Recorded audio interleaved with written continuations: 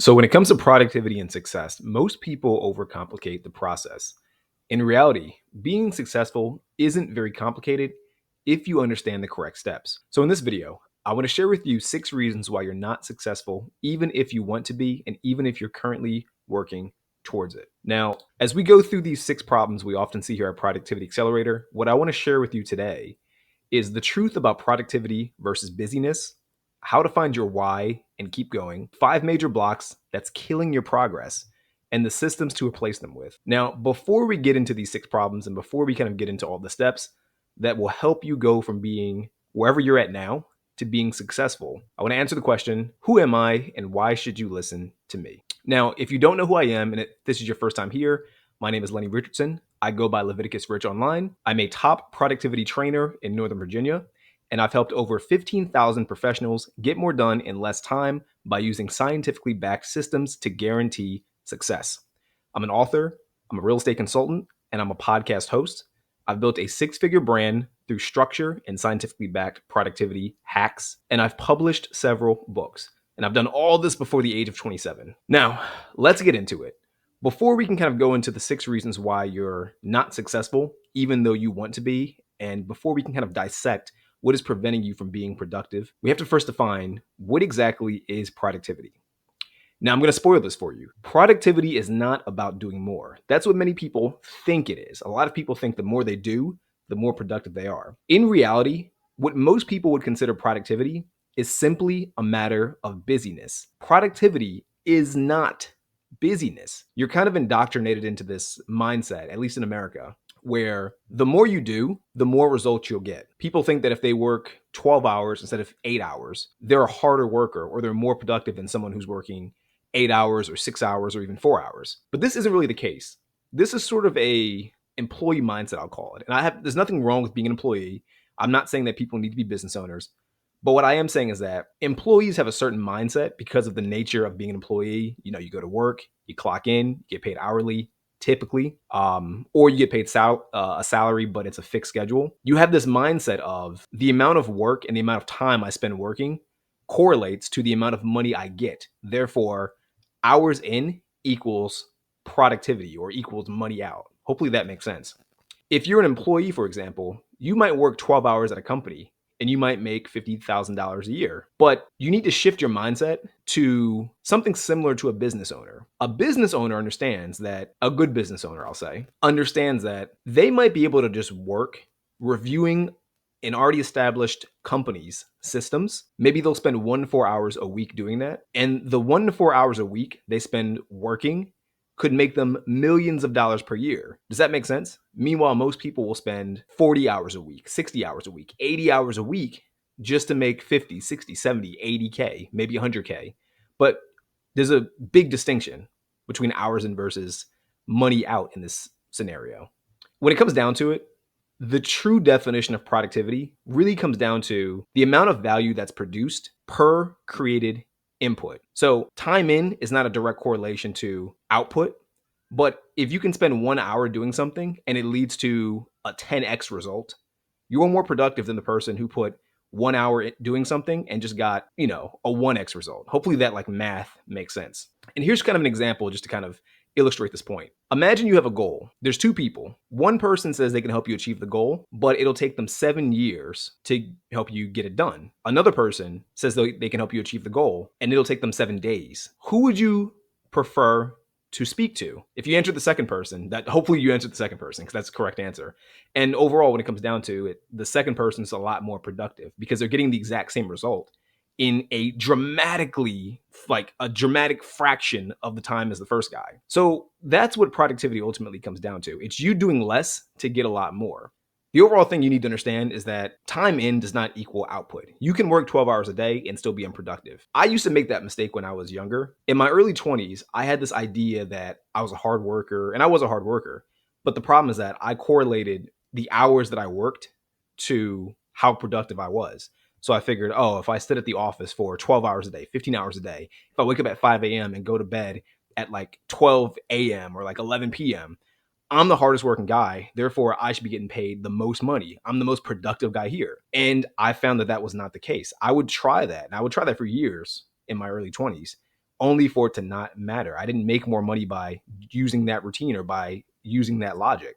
And the reason was, it's just like I said, it's because I didn't really understand the definition of productivity. I thought hours in equaled output when that's not the case. There are some people who are working 2 hours a day, 3 hours a day, 4 hours a day, 6 hours a day, whatever, but they're working less than me, but getting double, triple, quadruple, 10x the results that I was getting.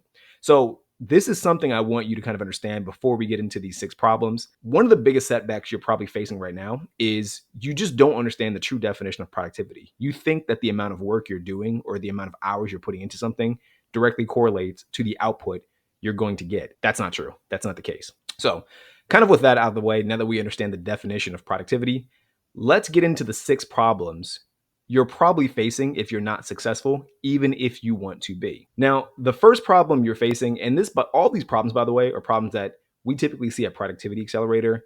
Most people have the exact same problems. Like it's crazy how many people have the exact same issues. And because they have the exact same issues, you can almost always suggest the exact same things to get I won't say the exact same results, but predictable results, I'll call it. So the first problem you probably have is you don't really understand your why. A lot of people, when they come to Productivity Accelerator, they have very vague goals. They want something. They have an idea of what they want their future to look like, but they either don't know exactly what they want it to look like, or if they do know what they want out of life, they don't know why they want it. They haven't sat down and really asked themselves, why do I even want this in the first place? And you might think that that's not important, but in order for you to achieve whatever goal you have, it will take time and it will take effort. You're not going to be able to run the marathon, so to speak, if you have no reason to run. Does that make sense? Like if there's nothing pushing you to run, you will never cross the finish line. You won't have the momentum. You won't have the stamina to get to wherever it is you need to go. This is where your why comes into play. Your why needs to be personal and it needs to be specific. I typically see with people, whenever you kind of ask them what their why is, and when you really try like challenge them to get to what their why is, they don't go very deep. You can ask somebody, hey, you're in this career. Why did you choose this career? And they might say, oh, I chose this career because I want to make money. Okay, cool. They think that's their why, but that's only one layer deep. You got to go multiple layers deep. Why do you want to make money? Why do you pick this career? You can make money in any career. Why this career? And then as you start to ask those questions, as you start to ask why and go deeper and deeper and deeper, you see the true motivations behind people and you understand exactly why they're doing the things they do. Or you kind of, and this is true for a lot of people, as they ask why, they realize that they never knew why they were doing this in the first place. And then they start to realize, oh, I'm kind of wasting my time because I'm doing this thing that doesn't really matter in the grand scheme of things. Like I want to go here and the actions I'm taking today are sending me there. This isn't what you want. And this is why it's so important to know your why. It makes sure it's like a compass. Like if you're out in the middle of the woods and you don't know where to go, but you know you have to go north, you can walk in circles all day long and get lost in the forest. You'll never get to your destination. But if you have a compass, you can just look at it and it'll say, north is this way.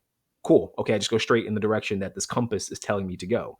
That's what a why is. A why is pointing you or pushing you or pulling you, whatever you want to call it, in the direction that you want to go.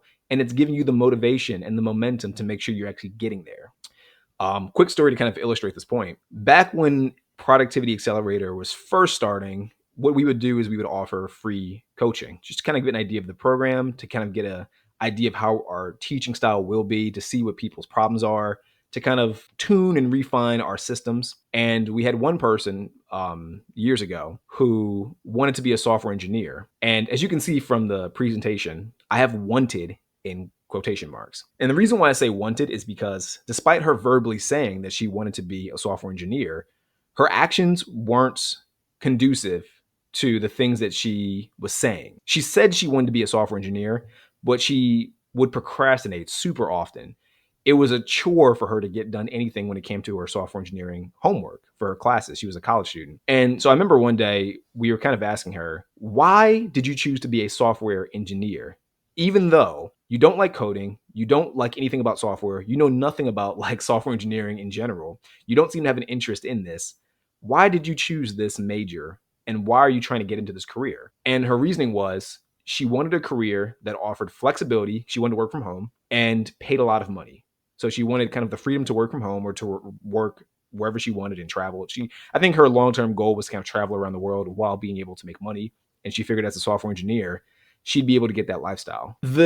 idea behind that is okay. Like, it's not terrible logic, but it's not really a strong why. Because in reality, there are many careers that could get her to the exact same end game while doing something she actually wanted to do. Does that make sense? She could have, like, there's so many other careers out there that would allow you to work remotely while still making a good enough income. And good enough is subjective. She'd have to run her numbers and figure out what she would actually need to make in order to be happy and live the lifestyle that she had in mind. But there are other careers and other jobs that people do that allow them to work remotely or that allow them to travel and have that flexibility while still making a good income, but also while still allowing that person to see the world. Hopefully that makes sense. So this is why I say you really need to understand your why. You need to go as deep as possible to see if your actions are in line with your long-term vision and to make sure that the justifications behind your decisions make sense. One more quick story just kind of came to mind. I've told the story before on podcasts. When I was in college, a friend of mine was in engineering. This is I think my junior year of college. A friend of mine was in engineering, I think civil engineering. And I remember asking her, why are you in engineering? I remember we were having a conversation because she was like always procrastinating and she was failing a lot of her courses. And we were just kind of just going back and forth. And she was like, yeah, I hate engineering. I was like, so why are you an engineer? Or why are you in engineering if you don't like the career? And she said, oh, I'm in engineering because my parents said I should be in engineering. And I remember just kind of saying to her, this seems like a terrible decision. You're going to pick a career based on what your parents want and live your entire life doing something that you don't even like doing to please someone else that has no real stake in the game. Like, your parents aren't going to be at work. They're not working for you. They don't make the money that you're going to make or the lack of money that you're not going to make. So why are you doing this? And eventually, and I'm not saying she did this because of me, but eventually she did switch her majors. I think it came down primarily to her grades just not being good enough. Which to me, it had nothing to do with intelligence. It came down solely to a lack of interest. But she ended up switching her career to like social services or something like that. And I think she's a lot happier now in her current career than she ever would have been had she actually gone down the route of being a civil engineer. But again, I bring the story up because it's a prime example of someone not knowing their why and getting into a bad situation simply because they didn't define their why. So that's the first problem you most likely have. You probably haven't you probably haven't sat down long enough to think about what your why is and why you're doing whatever it is you want to do. So now, problem number 2, lack of clarity. This kind of goes into the not knowing your why, but most people have an idea of what they want, but they don't think long enough about how to get the thing that they want. They haven't thought about the details. And I think as you kind of think about your why, hopefully, if you're really going layers deep, you'll start to ask yourself what it takes to get from point A to point B. This is a necessary action step if you want to become successful. You have to kind of like dissect what it takes to get from point A to point B. I tell my clients all the time, wake up every day knowing exactly what you're doing that day. And what I specifically tell people is, like, if you have a goal, break down the steps to achieve your goal. Break down the steps to the best of your ability, at least, to achieve your goal. I say to the best of your ability because depending on the goal, it might not be something that you've done before or that you've seen someone else do, or it might not be something that's easily, I guess, researchable, we'll call it. So you might not know the direct steps to get from point A to point B. It doesn't matter. Whatever you think the steps are, outline all of them because you're going to need those steps. You're going to have to do those steps every single day in order to get from wherever you are now to wherever you want to be. And of course, if you don't know the steps to get from point A to point B, you'll never get to point B. Hopefully that makes sense. So yeah, I cram that into my clients' heads. Like, you need to wake up every single day knowing exactly what you want to do. Good example, if you're someone who wants to write a book, I was talking to someone the other day, a client of mine who wants to write a book. She wants to write I think it's a fiction novel based on, like, it's like a legal thriller, I think she called it. If you want to write a book, a part of writing a book means sitting down at your desk or typewriter if you're old fashioned, wherever, laptop, it doesn't matter, sitting down and writing pages. Fundamental step of writing a book. You need to write the pages that make up the book. But if you're unwilling to sit down and write the book, or if you're not willing to set aside time to write that book, you're not going to write the book. And if you don't know that you need to write each page to get to a book, then you'll never get to the book. I know that might be a weird example, but hopefully you get the point that I'm making. You have to really sit there and take whatever your end goal is and dissect it into miniature tasks in order to get from point A to point B. And this is what I mean when I say most people lack clarity. People have an idea of what they want. People say, oh, I want to get rich. How are you going to get rich? I don't know. lack of clarity. You have to really find people who are rich or find people who are rich in the way you want to be rich and break down exactly what they did to get from point A to point B. I have a massive belief that if you have vague goals, you're wasting every single day of your life. And kind of another example from personal experience is back in the day, not professionally, but I used to help my friends and just people I knew work out and train. And I'd ask people, why are you training? There's the why again. Why are you training? What do you hope to accomplish by training, by working out with me? And they would say, oh, I want to get in shape. That was like the most common answer. I want to get in shape. What does that mean? I want to get in shape. It's a vague statement because if you can take someone who's, Arnold Schwarzenegger and they might say, I want to get in shape. And for them, getting in shape might be looking close to what they looked like when they were in their 40s or 30s post Mr. Olympia. For someone who's super overweight, say 400 pounds, getting in shape might just mean being 200 pounds instead of 400 pounds. And if you're someone who's 200 pounds, getting in shape might be getting to 155 pounds. And if you're 155 pounds, getting in shape might be gaining some muscle. And if you're someone who has muscle, getting in shape might be not having belly fat, having six-pack abs. Hopefully you get the point that I'm making. Getting in shape is vague because it means so many different things to so many different people. You have to really sit there and define, what do you mean when you say get in shape in this specific example? And again, the reason why we're doing this is because once you define specifically what you want, you can reverse engineer the process to get from point A to point B. Cool. You're a dude. You're 5'9", 5'10", 5'11", whatever. You're overweight. You're 200 pounds. You want to get in shape. What is getting shape? Oh, getting shape means I want to have a model physique. I want to be 5'9", 5'10", 170 pounds, six-pack abs with a bit of muscle, probably at least like 20 pounds of muscle on my frame to look beach ready. Cool. Now we have clarity. We know exactly what you want, so we can help you reverse engineer the steps to get there.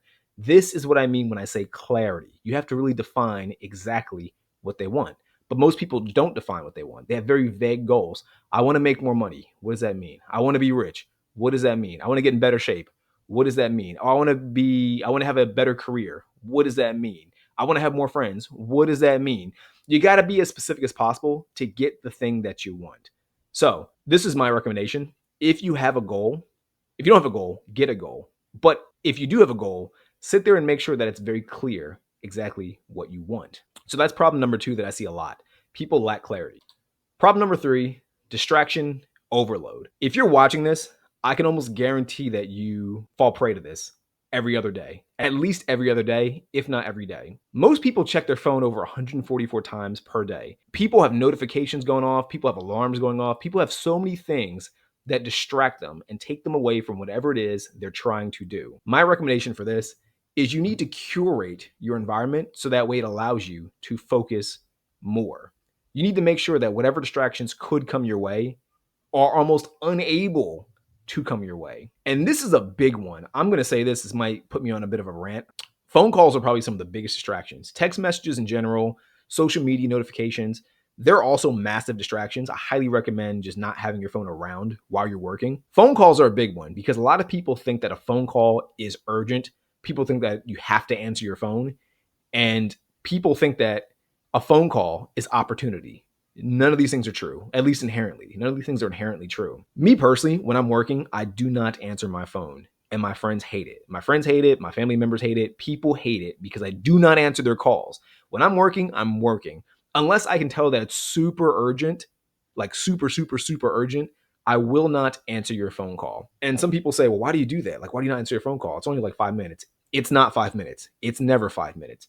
In order for you, whether you're trying to set up a call with somebody, like a meeting, because when you, as a business owner, people are always trying to get your attention because they want to sell you stuff. So people always try to pitch things to you. They try to make their thing seem like the best thing, like the thing you need, even though you probably don't really need it at all. And a lot of people, what they do is they try to set up meetings. Sometimes the meetings are worth having. A lot of times they're really not worth having, especially when you're busy and you're doing stuff and you know exactly what you're working toward. The thing about phone calls and meetings is, for meetings in particular, the time leading up to the meeting, if you have to prepare things, that's timely. That takes time out of your day. Time that could be dedicated to other stuff that's more important. The call itself is usually not short. Even when people say, oh, I just need like 5 minutes, 10 minutes, 15 minutes. People take 5 or 10 minutes just to get into like the formalities of introducing themselves, or just to get into the formalities of saying, hey, how's it going? How's the weather? All the small talk, the chit chat before getting into the actual meat of what you're trying to say. Then the meet itself takes about 10, 15, 20, 45 minutes. Then there's the close, because you don't want to like just awkwardly hang up once you're finished saying whatever it is you're trying to say. This is like an hour-long process minimum every single phone call. If you allow people to do these phone calls all the time, you'll never get anything done ever.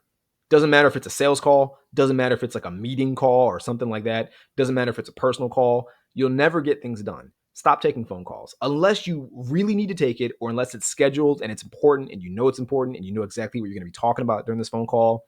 Do not take phone calls. I cannot stress that enough. Many people that I've seen not be productive, it's because they take phone calls all day, every day, because they think the phone calls are necessary. I tell my friends a lot, because my friends will call me and invite me to stuff.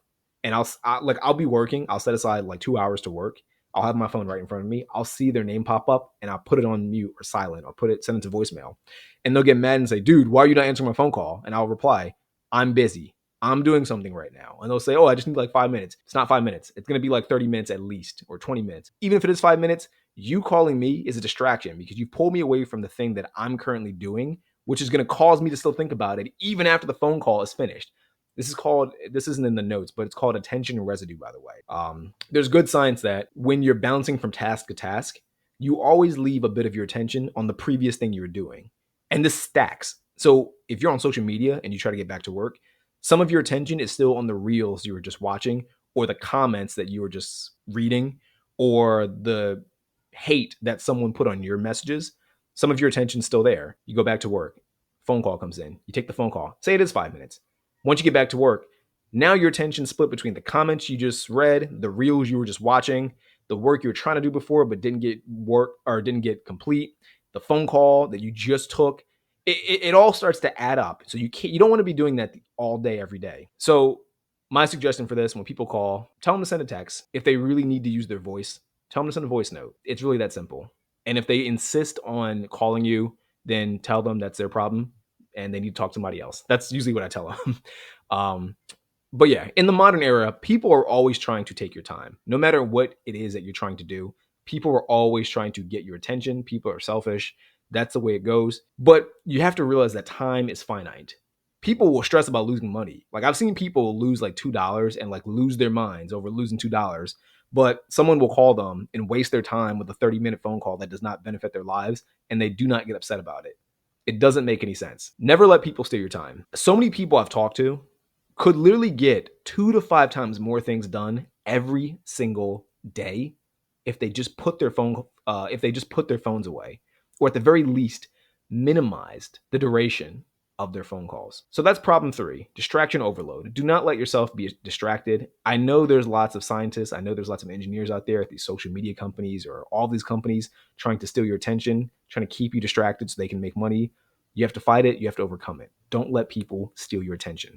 Problem 4, poor habits and lack of structure. Now, my personal belief, a lot of people say that society is lazy. I don't think society is that lazy. I think the issue is that people just aren't structured. People have poor habits, and because they have poor habits and because they have no structure, they don't get much done. And it looks like laziness, but it's not laziness. It's just a lack of good structure. The reason why I say this is because chances are, if you're watching this video, you either have a company or more likely you have a full-time job. If you have a full-time job, you wake up at least 5 days a week, maybe 4 days a week, but probably 5 days a week at least. And you probably go to work for 7 to 8 hours per day. You can work for someone else for 7, 8 hours, but you can't work for yourself or towards your own goals for 1 to 2 hours per day, or even 30 minutes per day. And to me, it's not a matter of laziness. It's just a matter of not understanding your priorities and not having good habits. When you go to work, your boss forces their habits, their structure on you. They have certain expectations for you. They have certain penalties that you'll get if you don't do what they say. Does that make sense? And because they have these things, you do them. Cool. Do this for yourself as well. When you don't do the things you know you should be doing, penalize yourself. Give yourself structure. Give yourself deadlines. Give yourself expectations. Raise your standards. And by doing these things, you'll start to get more done that'll push you in the direction that you want to go. If you look at anyone who's a high performer, anyone who you believe is successful or rich or wealthy or famous, whatever it is, they all have their routines. They all have a certain system or series of habits that they undertake to move in the direction that they want to go. And this to me is the key to all of these habits and to structure in general. A lot of people think that you have to kind of use a lot of willpower to get done certain things. And to a degree, you do. Like initially, at the very least, when you're trying to start a brand new habit, you do need a bit of willpower to kind of push past what your brain is telling you. The goal ultimately is to take your brain out of the equation. You don't want your brain holding you back because your brain likes comfort. Your brain likes things to be simple and straightforward and to have no pushback. Your brain is designed to protect you and to make things as easy as possible for you. But if you're trying to grow, by default, you have to push yourself. You can't grow in a environment that's not forcing you to grow. Like it's like going to the gym. If you go to the gym and lift the exact same weights every single day, 7 days a week, you'll never get bigger. You'll never get in better shape because your body's already used to this. In order for you to get in better shape or in order for you to grow, you need to push a little bit harder. You need to lift slightly heavier weights. You need to run a little bit further. You need to run a little bit faster. You need to challenge yourself by maybe if you're trying to jog and increase your cardio or your endurance, you might need to jog up a steeper hill, a steeper incline. Hopefully that makes sense. You need to challenge yourself in order to grow. And this is no different with any habit or any goal that you have in life. Speaking of working out, when I was in college, I wanted to get in better shape. And initially, when I was trying to work out, this is like when I first really got into working out and taking it seriously. Going to the gym 4 to 6 times per week was a huge chore. What I kind of rationalized is that I just need to make going to the gym a habit, not necessarily working out, but just going to the gym because that was the initial barrier. Like just going to the gym in itself was like scary. It was stressful. I didn't want to do it. But of course, if you don't go to the gym, you're not going to work out. So how do you move closer to your goal? You just go to the gym more. And if you're at the gym, by the time you've put in the effort to get there, you're probably going to do at least something. You're probably going to at least walk into the gym, walk on the treadmill, lift some light weights, whatever it is. But I made the habit going to the gym instead of working out. And so what I would do is I'd go in the morning to the gym and I would just sit in the parking lot if I had to. And by the time like I made the goal not to go into the gym, like specifically the physical building of the gym, I made the goal to get to the gym's parking lot. Because by the time I drive to the gym's parking lot or walk to the gym, whatever, by the time you put in that much effort, you're like, well, I'm here. I might as well go in and like get to work. Even if I'm in there for like 10 minutes or 15 minutes, 20 minutes, I'm here. So I might as well do something. And that's what I would do. So this is what I mean when I say you need to kind of create better habits. You got to figure out like the best way to get yourself to do the thing you need to do more frequently and build a habit out of it. Take your brain out of the equation. Nowadays, I feel guilty if I don't go to the gym. Like it's the opposite now. My brain no longer, because it's a habit, my brain's not pushing against me going to the gym. If I don't go, my brain's like, dude, you're not going to the gym. Make some time to go. Go, go, go. You haven't gone in like a day. Go. It freaks out. But because my habits push me to in this case, working out more frequently, it's harder for me to get out of shape. It's like by default, I'm going to be in better shape than most people because by default, I'm going to the gym when by default, most people just want to lay around and do nothing. This is just one example, but hopefully you understand the point that I'm making. And so what I would suggest doing in this situation is start small. When you're trying to build a habit, start with just one small win per day and then build up. Like I said, when I wanted to work out, I just made the win getting to the parking lot. It's that simple. Just create one small win and build your way up from there. So that's problem number 4. Now, let's move on to problem number 5. Problem number 5 is information overload. And this is a big thing in the modern era, especially with the internet, especially with like AI nowadays. We have enough information. We have too much information, to be honest, because we have so many people like myself, people on YouTube, people on Twitter, Instagram, YouTube, Threads, whatever, constantly giving us information and constantly giving us advice on what we should be doing. If you have too many people giving their insights and telling you what you should be doing, that'll quickly lead to decision fatigue. You may have heard it also as analysis paralysis, same thing. What I recommend in this situation is pick just one person at a time to listen to. If you feel like you really need to listen to somebody, pick one person or pick one book at a time and just implement whatever it is that book or that person says and whatever everyone else says you should do, block that out. Does that make sense? One of the things I learned in my 20s is that there's no best way to really do anything. Because everyone's so unique and everyone's so different, almost anything can lead to a positive outcome for the right person. Like in fitness, people say, oh, this diet's better than that diet. Paleo's better than vegan. Vegan's better than paleo. Being a vegetarian's the best. Being a flexitarian is the best way to go. The keto diet's the best way to go. In reality, there's no best diet. The best diet is the diet that you can sustain, but that's for you to figure out. But you won't figure that out unless you just pick one and try it long enough to see what the long term outcomes are for you. Same with everything. If you want to start a business, people say, oh, what's the best business to run? There is no best business to run. The best business is the business that works for you and where you're at in life and fits into your schedule long term. That's it. That's the best business. Same with everything. So it's not about picking the perfect thing. It's just about doing whatever it is that you pick for a long enough period of time. The formula I recommend: learn something, again, from one book or from one mentor, then execute on that thing, and then adjust as you go. If the thing doesn't work out for 2 months or 3 months, try something new. If it does work, keep going. It's that simple. I think the issue is that people are looking for quick fixes a lot. People are always looking for a hack or a thing that'll get them the results they want tomorrow. People are looking for Ozempic in a world where Ozempic doesn't really exist. Sure, Ozempic works for like weight loss. It doesn't work well because if you see people who use Ozempic, they never look great after using Ozempic. They lose the weight too quickly. But that's a whole different topic. But the point is, there's no real quick fix to the things you want in life. Anything worth having requires time, it requires effort, it requires a bit of consistency, it requires some trial and error. You just need to put in the time and the effort to kind of understand this. So don't look for quick fixes, just look for consistency. Pick one thing, do it for a long enough period of time to get results, and then from there, adjust. So that's problem 5. Now, the final problem. Most people have no feedback, and because they have no feedback, they do not iterate. Most people make mistakes without even knowing they're making mistakes. Most people are just kind of going in circles constantly. They're doing something, they're doing it incorrectly, but because they don't know they're doing it incorrectly, they keep doing it over and over and over again, and they end up getting nowhere. My solution to this is to do weekly reviews. Take some time every single week, at least once a week, to review what went well, what went poorly, and how you can improve. It's that simple. By doing that, you'll be able to understand, okay, my goal was this. This week I did A, B, and C. How much closer did I get to my goal based on these 3 actions? I got closer? Cool. Let's keep doing A, B, and C. I didn't get closer? Cool. Let's try X, Y, Z instead and see how that goes. That's it. That's it.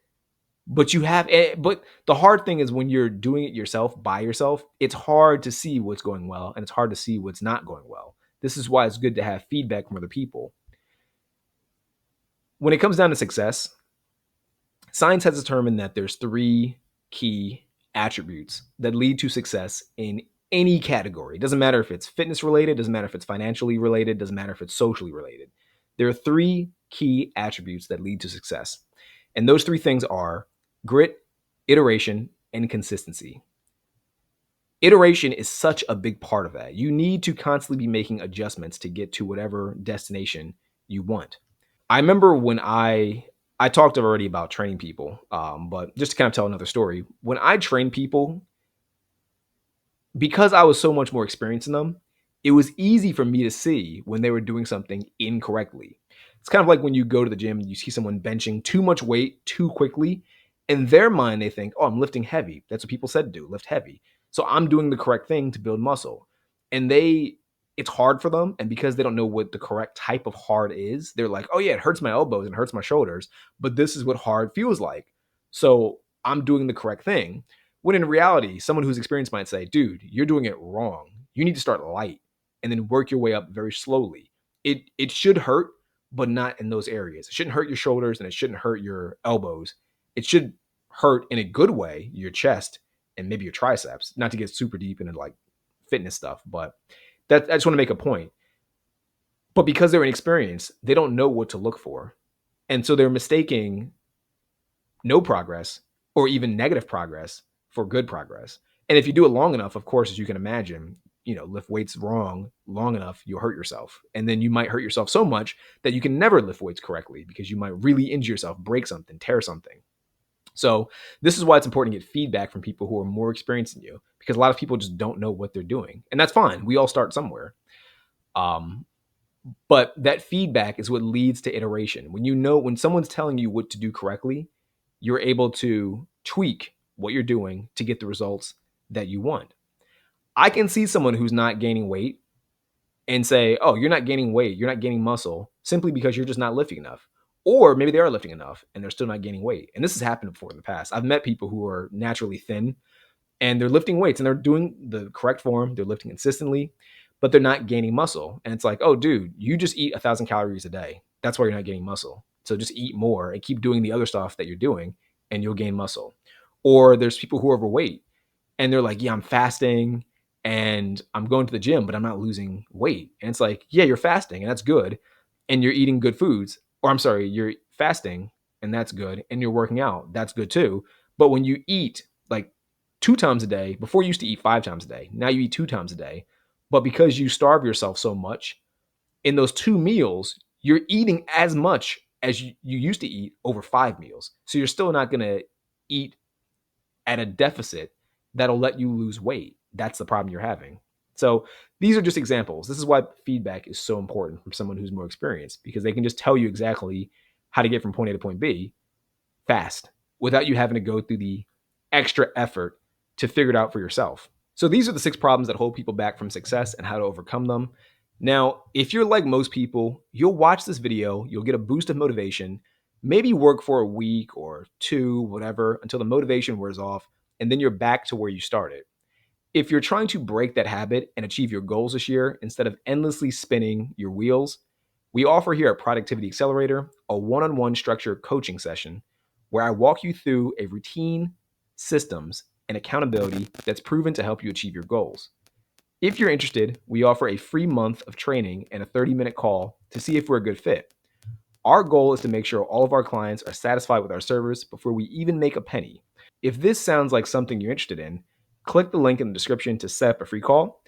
And until then, I hope you enjoyed the video and I'll see you in the next one. Peace out. Bye.